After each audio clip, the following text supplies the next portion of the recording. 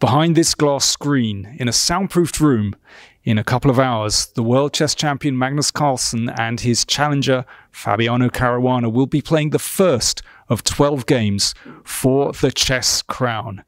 This is the contest the whole world has been waiting for. Carlsen has been world champion since 2013, but Caruana has had a tremendous run of form this year, and the Norwegian conceded that he would have to improve his play if he was going to successfully defend his title. Film star Woody Harrelson played the ceremonial first move of the game, and intentionally knocked over Caruana's king, just for a joke. A good omen for Magnus? The first big surprise came right at the start. Carlsen played a Sicilian defence, promising a dynamic game. A double-edged position was reached on the board, but Magnus succeeded in exploiting his chances far better than Fabiano. The world champion sacrificed a pawn in order to accelerate his attack, and the challenger was under pressure on the board and on the clock. He had just seconds to make the final moves before the time control, but somehow survived, with the help of Magnus, who overlooked several good chances. The world champion continued playing, attempting to squeeze water from a stone, as he put it after the game, but after 115 moves, finally conceded a draw. I'm sitting at the board where the players have just left after 7 hours. It's already kind of a half marathon on the very first day of the championship. And, well, somehow one can still feel the tension in the air. Well, after this draw, of course, Fabiano Caruana will feel an enormous sense of relief.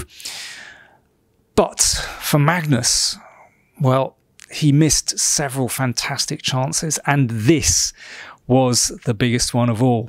So here is the critical moment after 38 moves. Magnus with the black pieces.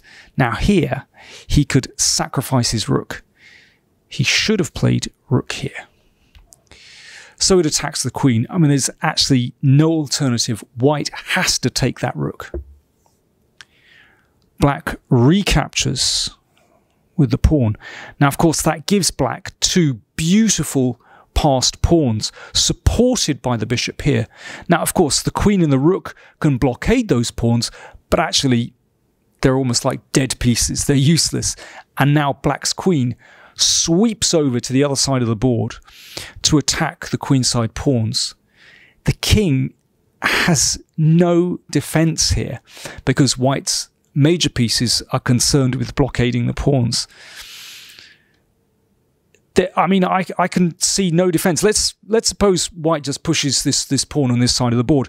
Basically, the queen just mops up these pawns and is ready to bring the bishop in to this central square to attack white's king. It really would be all over. So that was Magnus's big chance. Instead, he played a kind of a secure move.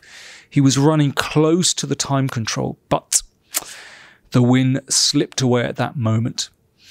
So, be interesting to see how the players managed to come back for the second game, which of course starts tomorrow, the very next day.